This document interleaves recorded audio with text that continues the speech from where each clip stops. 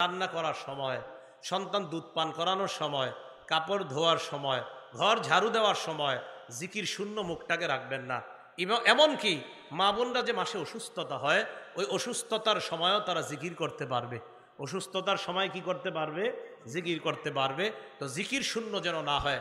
এমনকি অসুস্থতার সময় নামাজের সময়গুলোতে নামাজ না পড়ে নামাজের মতো বসে বসে আল্লাহকে স্মরণ করা। কারণ এই টাইমে তো আপনি পবিত্র থাকলে আল্লাহকে স্মরণ করতেন, তো নামাজ যেহেতু নাই, তখন অন্তত কিছুটা সময় আল্লাহকে জিকিরের মাধ্যমে স্মরণ করা। এখন কলবগুলা পরিচ্ছন্ন পরিশুদ্ধ হবে কিভাবে? আল্লাহর জিকিরের মাধ্যমে। তিরমিজি শরীফের 3375 নম্বর হাদিসের বর্ণনা, 2375 নম্বর হাদিসের বর্ণনা। এই হাদিসের মধ্যে আসছে, এক ব্যক্তি রসুল আকরাম সাল্লাল্লাহু আলাইহি সাল্লামের কাছে আসছে। আসার পর বললেন, আখবিরনি বিআমালিন ইয়া রাসূলুল্লাহ, ইন্না শারাইআল ইসলাম কদ কাসুরাত আলাইয়া। ইয়া রাসূলুল্লাহ, ইসলামের বিধি বিধান আমার কাছে অনেক বেশি মনে হয়, আমাকে সংক্ষেপে এমন আমল শিখায়া দেন যে আমল করলে আমার কাজ হবে। কি বুঝাইতে চাও তুমি? হুজুর আমি এত কিছু মুখস্থ রাখতে পারি না। অনেক সহজ সরল মানুষ আছে না, আপনার অনেক কিছু মুখস্থ রাখতে পারে না। তো সাহাবা আয়েশা বলতেছে, হুজুর আমি তো এত কিছু ভুলে যাই, আপনি আমারে সংক্ষেপে কিছু শিখাইয়া দেন যেটা আমি আমল করলে সহজে আমি নাজাত পেয়ে যাব। নবীজি বললেন, শোনো, লা ইয়াজালু লিসানুকা রাতবাম মিন যিকরিল্লাহ, সদা সর্বদা তোমার জিহ্বাটা যেন আল্লাহর জিকিরে তরু তাজা হয়ে যায়, আশা করা যায় তুমি নাজাত পেয়ে যাইবা। জিকির, এই জিকিরের মাধ্যমে তোমার জিহ্বাটা যেন তরু তাজা হয়ে যায়, আশা করা যায় নাজাত পেয়ে যাবেন। ভাই এই আমলটা একটা কথাই লিখে রাখেন না, যে জিহ্বা সদা সর্বদা আল্লাহর জিকিরে ভিজা থাকা, তরু তাজা থাকা। অনেকে বলে পান না খাইলে আমার জিহ্বা শুকায় যায়। রসুল বললেন জিকির করলে জিহ্বা ভিজা হয়ে যায়। যখন পান খাইতে মন চাইবে জিকির করবেন। হ্যাঁ, আমি পান না খাইতে নিষেধ করি নাই, যাদের অভ্যাস তো খাই পান। তো বুঝাইতে চাইলাম আপনার, যে আপনি, অনেকে বলে আর কি কয়, আর জানি কি কি বলে এরা, যে এটা না খাইলে আমার গলা শুকায় যায়, বিড়ি না খাইলে আমার দিন যায় না। অথচ রাসূল আকরাম সাল্লাল্লাহু আলাইহি সাল্লাম বলেন তোমার জিহ্বা যেন জিকিরের মাধ্যমে তরুতাজা থাকে। এই হাদিস গবেষণা করলে এটাই বোঝা যায় যে যত বেশি জিকির করবে তার জিহ্বা তত সজীব থাকবে, তত তাজা থাকবে। আর ওই তাজাওয়ালা জিহ্বাওয়ালা যখন কবরে যাবে অবশ্যই তত দ্রুত জান্নাতে দৌড়বে।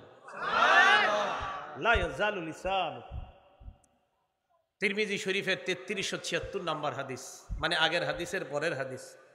এই হাদিসের মধ্যে আসছে, সুইলা রাসূলুল্লাহ সাল্লাল্লাহু আলাইহি ওয়াসাল্লাম আইয়ুল ইবাদি আফজালু ইয়াউমাল কিয়ামাতি দারাজাতান ইনদাল্লাহি ইয়াউমাল কিয়ামাহ। নবীজিকে প্রশ্ন করা হলো, আইয়ুল ইবাদি আফজালু দারাজাতান ইনদাল্লাহি ইয়াউমাল কিয়ামাহ, কিয়ামতের ময়দানে আল্লাহর কাছে মর্যাদায় কোন ব্যক্তিটা সবচেয়ে বেশি মর্যাদার অধিকারী হবে আপনার কাছে জানতে চাই। নবীজি জবাব দিলেন, কিয়ামতের ময়দানে আল্লাহর কাছে সবচাইতে মর্যাদাবান বান্দা বান্দি হবে আয-যাকিরুনাল্লাহ কাসীরান ওয়াজ-যাকিরাত, যে নারী পুরুষ যত বেশি তাদের জিহ্বাটা আল্লাহর জিকিরে তরু তাজা রাখবে, কিয়ামতের ময়দানে আল্লাহর কাছে তাদের মর্যাদা তত বেশি হয়ে যাবে। যে যত বেশি জিকির করবে নারী পুরুষ, কিয়ামতের ময়দানে আল্লাহর কাছে তাদের মর্যাদা তত বেশি হবে। তিরমিজি শরীফের 3377 নম্বর হাদিসের বর্ণনা। এই হাদিসের মধ্যে আসছে, রসুল আকরাম সাল্লাল্লাহু আলাইহি সাল্লাম বলেন, আমি কি তোমাদেরকে এমন একটা কথা আমল শিখাবো না, যে আমলটা করলে আজকাহা ইনদা মালিকিকুম, যে আমলটা আল্লাহর কাছে অনেক পবিত্র, তুমি যত বেশি করবা তত বেশি আমলটা আল্লাহর কাছে পবিত্র হবে, আর ওই পবিত্র আমল ওয়ালাকেও আল্লাহ তত বেশি পবিত্র বানায়া দিবেন। কথা কিন্তু শেষ হয় নেই। এক আমল দেখেন কয় উপকারিতা, ওয়া আরফাইহা ফি দারাজাতিকুম, আবার এই আমলটা করলে তোমাদের মর্যাদাও বাড়বে। এই আমলটা করলে তোমাদের মর্যাদা বাড়বে, আল্লাহর কাছে অধিক পবিত্রতা অর্জন করতে পারবা। আরো অনেকগুলা বর্ণনা করছে। তো সাহাবারা কয়, হুজুর বলেন কি? নবীজি বললেন, জিকরুল্লাহ, আল্লাহর জিকির যত বেশি করবা তত বেশি পবিত্র হয়ে যাইবা, কিয়ামতের ময়দানে তোমার তত বেশি মর্যাদা হবে আল্লাহর কাছে। তাহলে যত বেশি জিকির করব তত বেশি মর্যাদা হবে।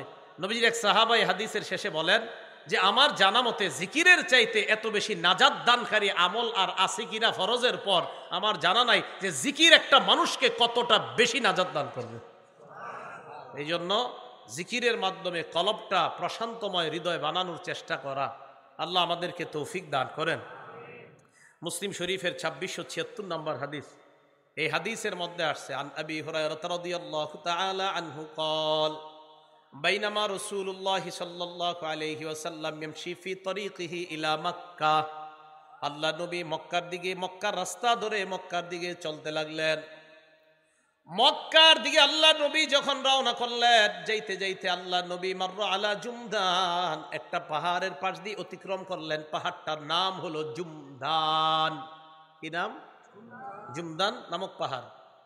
নবীজি বললেন, হাদা জুমদান, এটা হলো জুমদান নামক পাহাড়। এই কথা বলার পর আল্লাহ নবী বললেন, সাবাকাল মুফাররিদুন, সাবাকাল মুফাররিদুন, মুফাররিদুনরা অগ্রগামী হয়ে গিয়েছে, মুফাররিদুনরা অগ্রগামী হয়ে গিয়েছে। বলেন সবাই, মুফাররিদুন।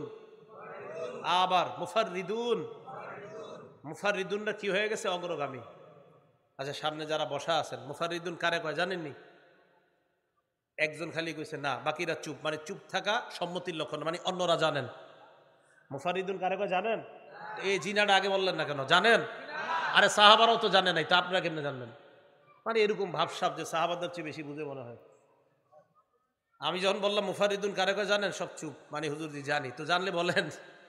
সাহাবারাও জেনে জানেন। আমি তো অবাক হয়ে গেছি ভুয়াপুরে এসে, যে আল্লাহ, মনে হয় এই জায়গায় পাওয়া গেছে কিছু যারা জানে। হ্যাঁ, সাহাবারা বললেন, ওয়ামাল মুফাররিদুন ইয়া রাসূলুল্লাহ, হুজুর মুফাররিদুন আবার কি জিনিস? আল্লাহ নবী বলেন, মুফাররিদুন চিনো না? কয় না, চিনি না।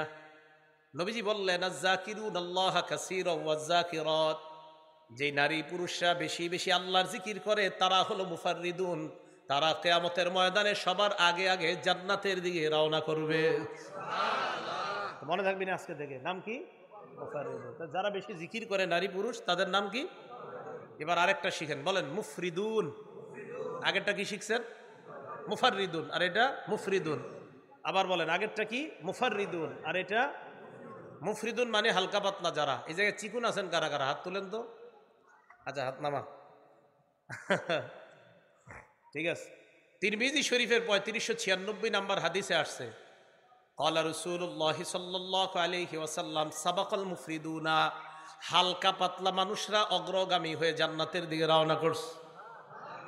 মানে কি আপনারা যারা হাত তুলছেন তারা? হ্যাঁ, চিকুন আপনিও না? বলে হাদিসে কি এটাই আসছে?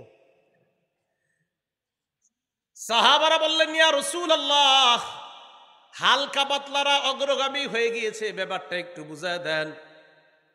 নবীজি বললেন, মুফরিদুন হালকা পাতলা মানে হলো আল মুস্তাহতারুনা বিজিক্রিল্লাহ, যারা বেশি বেশি আল্লাহর জিকির করে তারা হলো হালকা পাতলা।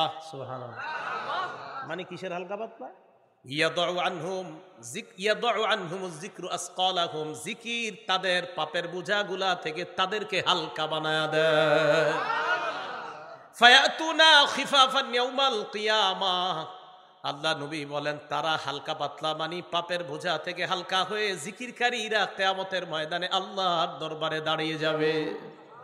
তাহলে এই হালকা পাতলা মানে আপনাদের মাঝে গুস্ত যার কম তার না কিন্তু। হ্যাঁ, তাহলে হালকা পাতলা মানে জিকির করতে করতে যাদের পাপের বোঝাগুলো হালকা হয়ে গেছে, এই হালকা পাতলা। যাই হোক, যে হালকা পাতলারা হাত তুলছেন আপনারা সহ আমাদের সবাইরই আল্লাহ জান্নাতি বানায় দেন। যেহেতু হাত তুলেই ফেলছেন, আল্লাহ সবাইরই জান্নাতি বানায় দেন। রসুল আকরাম সাল্লাল্লাহু আলাইহি সাল্লাম বললেন, হালকা পাতলা মানে পাপের বোঝা থেকে হালকা। বলেন তো পাপের বোঝা থেকে হালকা বানায় কোন জিনিস? জিকির। জিকির। তো এই জিকির পাপের বোঝা থেকে আমাদেরকে হালকা বানিয়ে দিবে। আল্লাহ আমাদের সকলকে পাপের বোঝা থেকে যেন আমরা হালকা হয়ে আল্লাহর কাছে যেতে পারি, আল্লাহ তৌফিক দান করেন।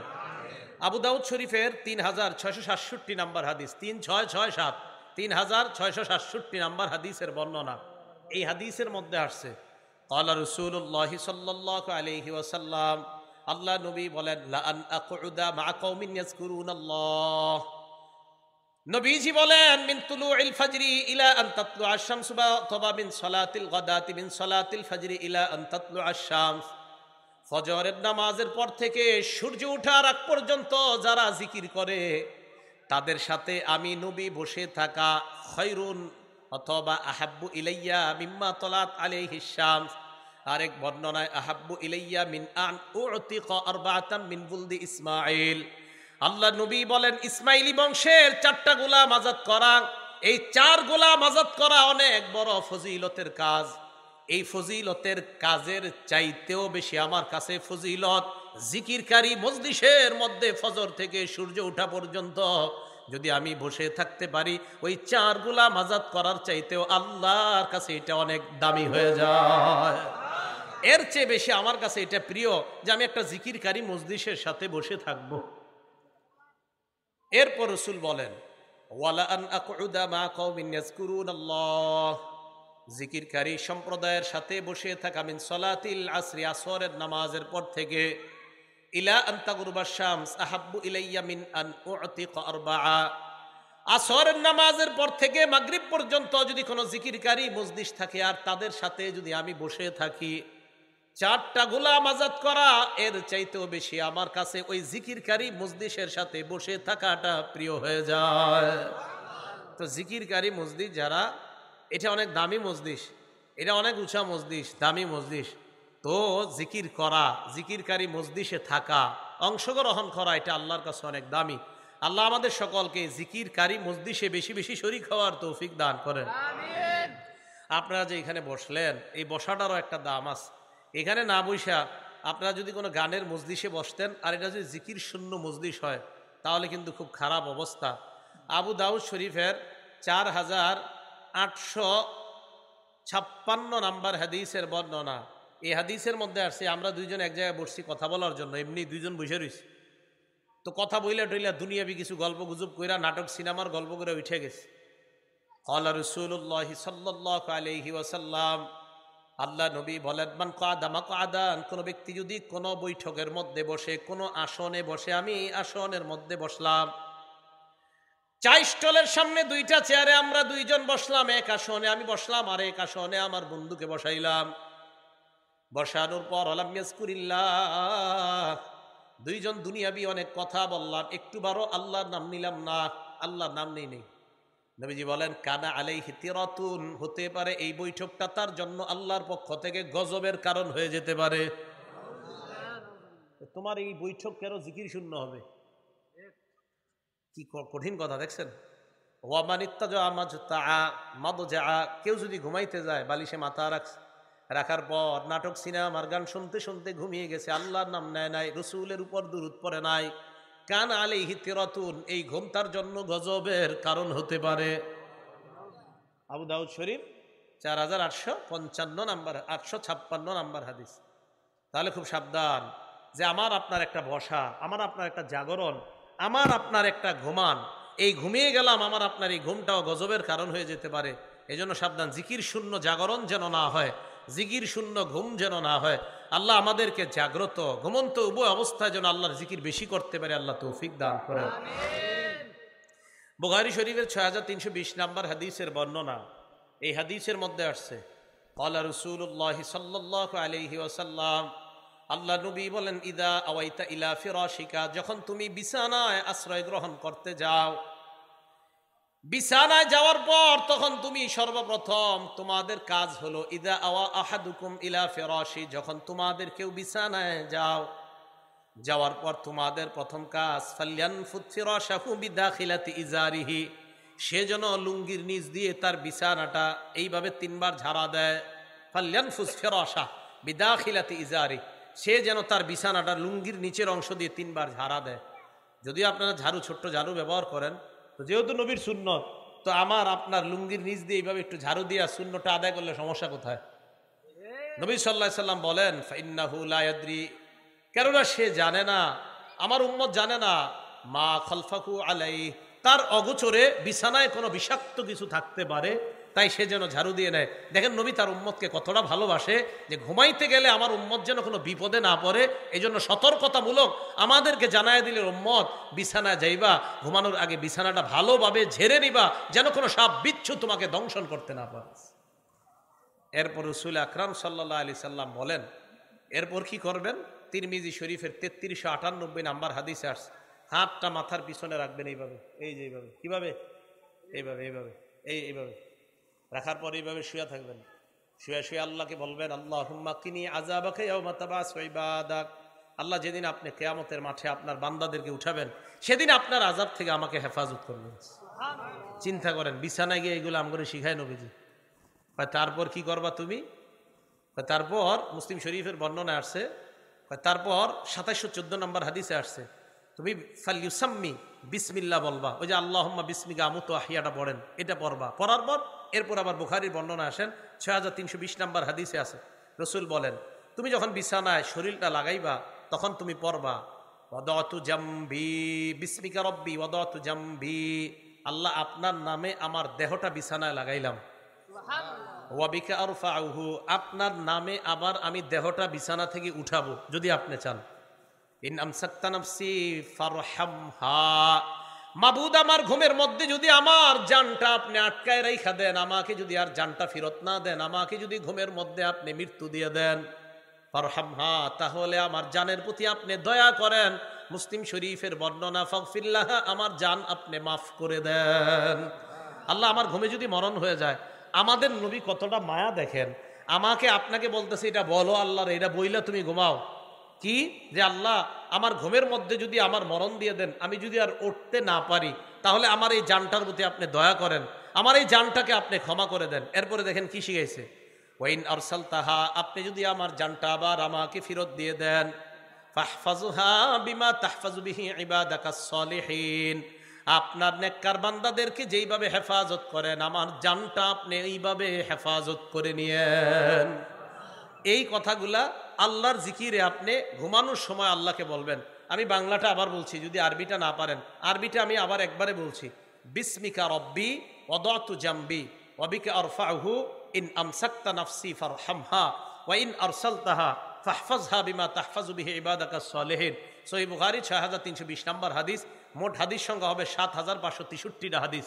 এই হাদিসের কিতাবের মধ্যে আসছে যে রাসূল সাল্লাল্লাহু আলাইহি সাল্লাম এইভাবে আমাদেরকে শোয়ার পর আমরা যেন এইভাবে আল্লাহর কাছে দোয়া করি, তাহলে আমার ঘুমটাও হয়ে গেল আল্লাহর জিকিরের সাথে, আর আমার জাগরণটাও যে বললাম, আমরা দুজন একসাথে বসলাম, বসার পর আমাদের কিছু আলোচনায় যেন অবশ্যই আল্লাহর জিকির থাকে, রাসূল সাল্লাল্লাহু আলাইহি সাল্লামের উপর দুরূদ ইত্যাদি এগুলা থাকে। তাই তো আলোচক যারা আলোচনা শুরু করে কিভাবে, নাহমাদুহু ওয়া নুসাল্লি আলা রাসূলিল কারীম, প্রথমে আল্লাহর প্রশংসা করে, এরপর নবীর উপর দুরূদ পড়ে, ঠিক না? কারণ মসজিদ যেন জিকির শূন্য না হয়।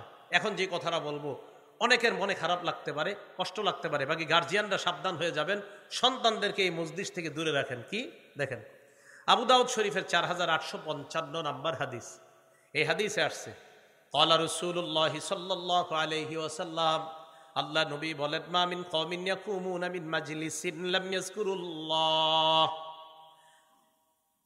কোন সম্প্রদায় এমন কোন মসজিদ থেকে উঠলো যে মসজিদের মধ্যে আল্লাহর নাম নেয় না। গানের কনসার্টে গেলেন, 2 ঘন্টা গান শুনলেন, 1 ঘন্টা গানের মসজিদে ছিলেন, গান শুনছেন, আধা ঘন্টা গান শুনছেন, 1 ঘন্টা গান শুনছেন, শুনে এবার আইসা পড়ছেন। আল্লাহ নবী বলেন, মা মিন কওমিন ইয়াকুনুনা মিন মাজলিসিন, কোন সম্প্রদায় এমন কোন মসজিদ থেকে উঠছে, লা ইয়াযকুরুনাল্লাহ, যে মসজিদে আল্লাহর নাম নেয় না। আচ্ছা, গায়ে হলুদের অনুষ্ঠান কি দেশ গ্রামে হয়? এইসব এলাকাতেও হয়? আমি তো ভাবছি শুধু ঢাকাতে হয়। গায়ে হলুদে অনুষ্ঠানে গান বাজায়নি, এরকম বড় বড় বক্স লাগায়? আচ্ছা, গায়ে হলুদে খানা টানার আয়োজন হয়নি? আচ্ছা, খানা কি গোস্ত টোস্ত ইত্যাদি খাওয়ায় না? আচ্ছা, বিয়ে বাড়ির আয়োজন হয়নি? ওই বিয়ের পার্টিতে বউবাতে বড় বড় গান সারে, ডেকসেট সাইরা গান বাজায়, এমন আয়োজন হয়নি? নাউজুবিল্লাহ। তাহলে শোনেন, আয়োজনে গিয়ে খাইলেন খাসি, খাইলেন গরু, খাইলেন মুরগি, কিন্তু নবীজি দেখেন কি কয়, আপনারা কি খাইয়ে বেরোইছেন, নবীজি কি কয় দেখেন, গরু খাইছেন না, মুরগি খেয়েছেন। এই জন্য ভালো মানুষ যারা, আপনারা যদি এই সমস্ত দাওয়াতে জানি, চুপচাপ নিচের দিকে তাকায় বসে থাকবেন, গান হইতেছে আশেপাশে, কি করবেন, আত্মীয়র বিয়া ঠেইকা চলে গেছেন, তো গিয়া নিচের দিকে তাকায় বসে থাকবেন, যতক্ষণ পারেন ইস্তেগফার পড়তে থাকবেন, খানাটা দিব কোনো মতে খেয়ে তাড়াতাড়ি বেরিয়ে চলে আসবেন। রাসূল আকরাম সাল্লাল্লাহু আলাইহি সাল্লাম বলেন, কোন সম্প্রদায় এমন কোন মসজিদ থেকে যদি ওঠে যে মসজিদে আল্লাহর নাম নেওয়া হয় না, আল্লাহর নাফরমানি করা হয়, ইল্লা কামু আন মিসলি জিফাতি হিমার, আল্লাহ নবী বলেন তারা মরা গাধার বুঝন সভা থেকে বের হয়ে আসছে। মরা গাধার বুঝন সবার আয়োজন হয়েছে, ওই আয়োজন থেকে আমার উম্মত বের হয়ে আসছে। তাহলে জিকির শূন্য মসজিদ থেকে যদি বের হন, মরা গাধার ভোজন সভা থেকে আপনি বের হয়ে আসলেন। আল্লাহ আমাদের সকলকে হেফাজত করেন। আপনি শুয়ে রয়েছেন রাতের বেলা, বালিশে মাথা লাগাইছেন, ঘুম আসে না, এই অভিযোগ আসেনি সবার? ঘুম আসে না, ঘুম আসবে কিভাবে? রাত 7টার পরে মোবাইল আর চালায়েন না। ঘুম যদি কালকে থেকে না আসে আমারে জানায়েন। 7টার পরে আর মোবাইল চালায়েন না, এটা আলমারিতে উঠায় রাখেন। এরপরে আপনি দেখেন ঘুম না আসে উপায় আছে কিনা। 7টার পরে আপনি একটু বই দেখবেন, বৈশা বৈশা একটু মনে করেন একটা ভালো কিতাব দেখলেন, হাদিসের কিতাব, কোরআনের কিতাব দেখলেন, ইবলিস আইসা পা টিপবে, ঘুমা ঘুমা ঘুমা। আপনার ঘুম না আসে উপায় নেই। রাতের বেলা আপনি মোবাইল সরাইয়া দেন, বিছানায় মাথা লাগাইলেন, ঘুম আসে না, আঙ্গুলের কড়া গনতে থাকে আর 100 বার পড়েন সুবহানাল্লাহ, পড়েন সুবহানাল্লাহ। আল্লাহ নবী সাহাবাদেরকে বলেন, আয়াজিজু আহাদুকুম আইয়াকসিবা, তোমাদের কেউ কি আছো সক্ষম নাকি অক্ষম? সাহাবারা কয়, হুজুর কি অক্ষম? আইয়াকসিবা আলফা হাসানা, তোমাদের মধ্যে আয়াজিজু আহাদুকুম, তোমাদের কেউ কি অক্ষম? আলফা হাসানা, আইয়াকসিবা আলফা হাসানা, তোমাদের কেউ কি অক্ষম 1000 নেকি কামাই করতে? কি কেউ অক্ষম? সাহাবারা কয়, হুজুর এটা কি কইলেন আপনি? 1000 নেকি কি কেউ পারবো আমরা কামাই করতে খুব সহজে? নবীজি কয়, আমি এমন এক সিস্টেম শিখাই দেবো, যেই সিস্টেম অবলম্বন করলে 1000 নেকি নিমিষেই তোমরা কামাই করতে পারবা। সাহাবারা বললেন, হুজুর কি আমল? আল্লাহ নবী কয়, ইউসাব্বিহু মিআতা তাসবিহা, 100 বার সুবহানাল্লাহ পড়ো, ইউকতাবু লাহু আলফু হাসানা, তার আমল নামায় আল্লাহ পাকের পক্ষ থেকে 1000 নেকি লিপিবদ্ধ হয়ে যায়। শুয়ে শুয়ে সুবহানাল্লাহ বলেন 1000 বার। এবার আল্লাহ নবী বলেন, যদি তোমার 1000 নেকি লেখা না হয় তোমার জীবন থেকে, অথবা ইউহাত্তু আনহু আলফু খতিআ, তোমার জীবন থেকে 1000 গুনাহ ঝরে পড়ে মুছে যায়। কয়শো বার সুবহানাল্লাহ? 100 বার। কয়শো বার সুবহানাল্লাহ? 100 বার। এবার আরেকটা, যদি দেখেন 100 বার পড়ার পরে ঘুমায় না, এখন আরেকটা বলবেন, বলেন সুবহানাল্লাহি ওয়া বিহামদি, বলেন সুবহানাল্লাহি 100 বার। এটাও কয়বার? আল্লাহ নবী বলেন সুবহানাল্লাহি ওয়া বিহামদিহি, বাস এতটুকুই তুমি 100 বার পড়লা, গফিরাত খাতায়া ওয়া ইন কানাত মিসলা জাবাদিল বাহরি, সমুদ্রের ফেনা পরিমাণ গুনাহ যদি হয় তোমার গুনাহ মাফ। তোমার গুনাহ, তাহলে আপনার সমস্যা কোথায়? গুনাহ মাফ করাইবেন। বাস এবার রাতের বেলা কিছু গুনাহ হয়ে গেছে, কালকে গতকালকে মনে করেন, গুনাহ হওয়ার পরে এশার নামাজ পড়ে আপনি মনটা খারাপ, আর এই গুনাহগুলা করলাম, এখন বাস এশার নামাজের পরেও 2-1টা গুনাহ হয়ে গেছে, রাত্রে ঘুমায় রইছেন, এই তাসবিহগুলা পড়ছেন, পইরা টইরা ফজরের সময় উঠছেন, উঠার পর এবার আপনি উজু করবেন, উজু করে তো ফজর নামাজ পড়বেন। তিরমিজি শরীফের 2 নম্বর হাদিস আজকে থেকে মনে রাখবেন, মা বোনরাও সবাই, নারী পুরুষ সবাই। রাসূল আকরাম সাল্লাল্লাহু আলাইহি সাল্লাম বলেন, ইজা তাওয়াদ্দা আল আব্দুল মুসলিমু আও ইল মুমিনু, কোন মুসলমান যখন উজু করে, কোন মুমিন যখন উজু করে, ফাগাসালা ওয়াজহা, চেহারা যখন ধৌত করে, খরাজা মিন ওয়াজহিহি কুল্লু খাতিআতিন নাযারা ইলাইহা বিআইনাইহি মাআল মাই আও মা আখিরি কতরিল মা। আল্লাহ নবী বলেন, আমার কোন মুসলমান উম্মত, কোন মুমিন উম্মত, উম্মতি, কোন নারী পুরুষ যদি উজু করে, উজু করার সময় যখন চেহারা ধৌত করে, চোখ দিয়া যত গুনাহ করছে ওই চেহারার পানিগুলা ঝরে পড়ার শেষ ফোঁটার সাথে তার চোখের গুনাহগুলা ঝরে পড়ে যায়। মন দিয়ে উজু করবেন। কি দিয়ে উজু করতে হবে?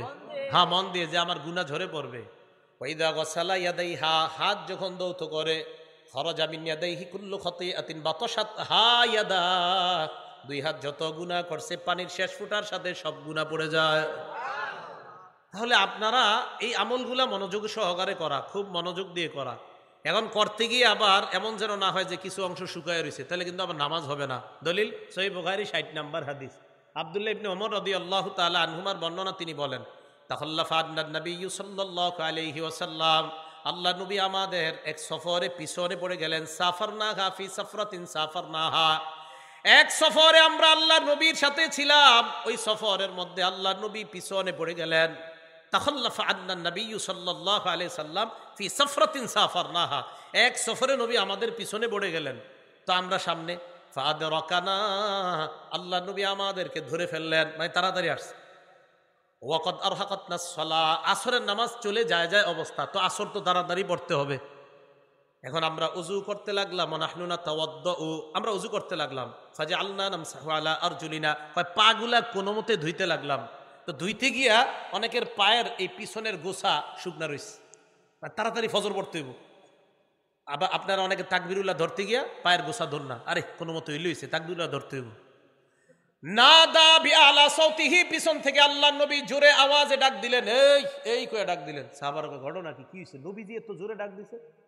তো সবাই তাকাইছে, হুজুরজি কয় ওয়াইলুন লিল আকাবি মিনান নার, ওয়াইলুন লিল আকাবি মিনান নার মাররাতাইনি আও সালাসা। দুইবার অথবা তিনবার বললেন, পায়ের গোড়ালির যেই জায়গাগুলো শুকনা এগুলা জাহান্নামে যাবে, এগুলা জাহান্নামে যাবে। শুকনা জায়গা নিয়ে নামাজ পড়ো, নামাজই তো হবে না, এগুলা জাহান্নামে। তাহলে আমরা ইবাদত করতে গিয়ে যেন ভুল না হয়ে যায়। তো যাই হোক, আমরা জানলাম কি, জাগ্রত ঘুমন্ত জিকির শূন্য যেন আমাদের জবান না হয়। কেন বলেন তো? ওই দিল যেন আমাদের সাফ থাকে। আর ওই দিলকে যদি আমরা তাজা প্রশান্ত হৃদয় বানাইতে চাই, তাহলে জিকিরের বিকল্প নাই। তিরমিজি শরীফের 3590 নাম বলার আগে আমার সাথে সবাই, উনি আমাকে দেখানোর জন্য না, আমি ওনাকে দেখানোর জন্য না, উনি ওনাকে দেখানোর জন্য না, উনি তাকে না, আপনারা কেউ পাশের জনকে না, আমাকেও না, আমি আপনাদেরকেও দেখানোর জন্য না, একমাত্র আল্লাহকে দেখানোর জন্য একবার সবাই দিল থেকে পড়েন, লা ইলাহা ইল্লাল্লাহ।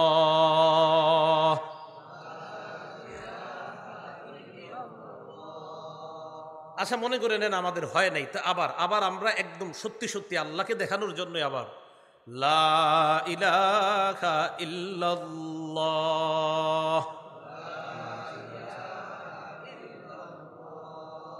পড়ছেন না সবাই? কাকে দেখাইছেন সবাই? قال رسول الله صلى الله عليه وسلم ما قال عبد لا اله الا الله قد مخلصا الا فتحت له ابواب السماء حتى تفزع الى العرش। আল্লাহ নবী বলেন, কোন বান্দা একবার ইখলাসের সাথে লা ইলাহা ইল্লাল্লাহ যদি পাঠ করে, তারে ইলা ইলাহা ইল্লাল্লাহ আল্লাহর আরশে যাওয়ার জন্য আসমানের সবগুলা দরজা খুলে দাও। আর কি চান? রাত 2টায় ঘুম ভাঙছে, 3টায় ঘুম ভাঙছে, ঘুম ভাঙার পর আপনার বিবি ঘুমায়, সন্তান ঘুমায়, বিবি ঘুমায়, ছেলে ঘুমায়, মেয়ে ঘুমায়, এলাকার সবাই ঘুমায়। এলাকার নাম জানি কি? দেউলিয়া বাড়ির সবাই ঘুমায়। তো 2টা-3টায় উঠছেন প্রস্রাব করতে বা কিছু, ওই টাইমে আপনি চিন্তা করলেন, আল্লাহরে বললেন, আল্লাহ, তিরমিজি শরীফের হাদিসে নবীজি বলছে যে ইখলাসের সাথে লা ইলাহা ইল্লাল্লাহ পড়লে নাকি আকাশের দরজা সব খোলেন। আল্লাহ, এই মুহূর্তে তো আমার সবাই ঘুমায়, আমার ফ্যামিলির সবাই ঘুমায়, আল্লাহ দেউলিয়া বাড়ির সবাই ঘুমাইতেছে, আমি আর তুমি। তো এই মুহূর্তে তো আর কাউরে দেখাবেন না আপনি, ওই সময় আপনি বলেন লা ইলাহা ইল্লাল্লাহ। সব ঘুমাইতেছে, অথচ আপনি আসমানের দরজা সব খুলে ফেলছেন। কিভাবে বুঝায়? আর তো লা ইলাহা ইল্লাল্লাহ এটা চালু রাখেন। মা বোনরা রান্না করতেছেন, বাস জবানে চালু রাখেন না, লা ইলাহা ইল্লাল্লাহ চালু রাখেন জবানে, বাস। আর রান্না করতেছেন, এই জিকিরওয়ালা খানা আপনার সন্তানের পেটে যখন যাবে, ইনশাল্লাহ এই সন্তানই তো হবে এই যুগের আব্দুল্লাহ ইবনে মাসউদের মতো বড় আলেম। এই সন্তানের পেটে এই খাবারই তো নেওয়া দরকার। করবো তো আমল ইনশাল্লাহ। আচ্ছা, আরেকটা হাদিস শোনাই, তিরমিজি শরীফের 3592 নাম্বার হাদিস। আগে আমার সাথে বলেন, আল্লাহু আকবার কাবীরা, আলহামদুলিল্লাহি হামদান কাসীরা, সুবহানাল্লাহি বুকরাতাও ওয়া আসীলা। তিরমিজি শরীফের 3592 নাম্বার হাদিস। আব্দুল্লাহ ইবনে ওমর রাদিয়াল্লাহু তাআলা আনহুমার বর্ণনা, তিনি বলেন, কুন্না নুসাল্লি মা'আন নবী সাল্লাল্লাহু আলাইহি ওয়াসাল্লাম, আমরা আল্লাহ নবীর সাথে সালাত আদায় করছিলাম। ফাকালা রাজুলুম মিনাল কওম আল্লাহু আকবার কাবীরা ওয়ালহামদুলিল্লাহি হামদান কাসীরা ওয়া সুবহানাল্লাহি বুকরাতাও ওয়া আসীলা। একজন এটা বলে উঠছে। নবীজি আমাদের দিকে তাকিয়ে বললেন, মানিল কাইলু কালিমাতান কাজা ওয়া কাজা, এই 3টা বাক্য কে বলছে? এক সাহাবা বললেন, আনা হুজুর, আমি কইছি। হুজুর, তুমি বলছো এই 3টা? জি। আজিব তুলাহা, তোমার এই 3 বাক্য শুনে আমি আশ্চর্য হয়ে গেছি। হুজুর, আপনি আশ্চর্য কেন হয়েছেন? তোমার এই 3 বাক্য বের হওয়ার পর আমি তাকায় দেখলাম আসমানের সব দরজা খোলা হয়ে গেছে, এগুলো আকাশে যাওয়ার জন্য, আরশে যাওয়ার জন্য। তাহলে জিকির শূন্য যেন আমাদের জিহ্বাগুলা না হয়, আমাদের জবান সদা সর্বদা যেন আল্লাহর জিকিরে কাটাইতে পারে, আল্লাহ তৌফিক দান করেন। তো এটা লাভ কি? প্রশান্ত হৃদয় যদি অর্জন করা যায়, এই অর্জন করতে পারলে সূরা ফজরে দেখবেন অনেক হুজুররা ফজরের নামাজে পড়ে, অথবা মাগরিবের নামাজে পড়ে, ফজর নামাজে পুরোটা পড়ে, আর মাগরিবের নামাজে এই সূরা ফজরের 27 থেকে 30 নম্বর আয়াত পড়ে। ইয়া আইয়াতুহান নাফসুল মুতমাইন্নাহ ইরজিই ইলা রাব্বিকি রাদিয়াতাম মারদিয়াহ ফাদখুলি ফি ইবাদি ওয়াদখুলি জান্নাতি। এই আয়াতের অর্থ হলো, হে প্রশান্ত হৃদয়ের অধিকারী, ইরজিই ইলা রাব্বিক, তুমি তোমার রবের দিকে প্রত্যাবর্তন করো, রাদিয়াতাম মারদিয়া, সন্তুষ্ট চিত্তে, সন্তোষ ভাজন হয়ে, ফাদখুলি ফি ইবাদি, আমার বান্দাদের অন্তর্ভুক্ত হও, ওয়াদখুলি জান্নাতি, আমার জান্নাতে প্রবেশ করো। সাইদ ইবনে জুবায়ের নবীর সাহাবা, উনি বলেন, আমি এই আয়াতটা নবীজির সামনে পড়লাম, তো নবীজির সাথে আবু বকর সিদ্দিক রাদিয়াল্লাহু তাআলা আনহু বসা। আব্দুরুল মানসুরের মধ্যে আসছে 8 নম্বর খণ্ড 813 নম্বর পৃষ্ঠা, সেখানে আসছে যে আমি এই আয়াতটা নবীর সামনে পড়লাম, পড়ার পর আবু বকর সিদ্দিক বললেন, ইন্না হাদা হাসান, তুমি তো অনেক সুন্দর একটা আয়াত পড়ছো, সুবহানাল্লাহ। নবীজি কয়, আবু বকর, যে আয়াতটা পড়ছে এই আয়াতের মর্মবাণী হলো যে প্রশান্ত হৃদয় ওলাদেরকে ফেরেশতা স্বাগত জানাইতে জানাইতে জান্নাতের দিকে নিয়ে যাবে। শেষ হয় নাই। আবু বকর, জানো আমার আশা, ইন্নাল মালাকা সায়াকুলু লাকা ইনদাল মাউত, ফেরেশতা তোমাকেও মরণের সময় এই বাক্যগুলা বলতে বলতেই তোমাকে নিয়ে যাবে। তাহলে প্রশান্ত হৃদয়ওয়ালাকে জান্নাতের দিকে স্বাগত জানাইতে জানাইতে নিয়ে যাবে। তাহলে কলব, এই কলব এটা হলো তাকওয়ার জায়গা, কলব হেদায়েতের জায়গা, কলব ইমানের জায়গা। এই কলব যদি ঠিক থাকে সব ঠিক। কলব কিভাবে ঠিক বানাবো? জিকিরের মাধ্যমে। জিকিরের মাধ্যমে যদি প্রশান্ত হৃদয় অর্জন করতে পারি, ওই প্রশান্ত হৃদয় নিয়ে ইনশাল্লাহ আল্লাহর জান্নাতের মেহমান হতে পারবো।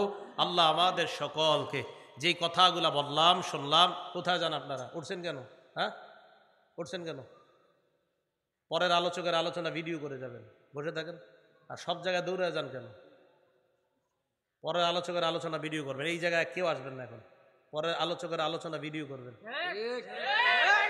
আল্লাহ আমাদের সকলকে যা শুনলাম বললাম, খালি যদি ওনার আলোচনার সময় কেউ খোলে, আমারে খালি তথ্য দিবেন, কালকেই লিখে দিব, আমার ভিডিও করা নিষেধ। আল্লাহ সকলকে যা শুনলাম বললাম এর উপর আমল করার তৌফিক দান করেন। আমিন। ওয়া আখিরু দাওয়ানা আলহামদুলিল্লাহি রাব্বিল আলামিন। আপনারা কেউ উঠবেন না, যদি আলোচনা শুনে থাকেন তাহলে আল্লাহর জিকিরের মজলিস কি দামি না কম দামি? অনেক দামি না কম দামি? তাহলে অনেক দামি। এটা একটা জিকিরের মজলিস।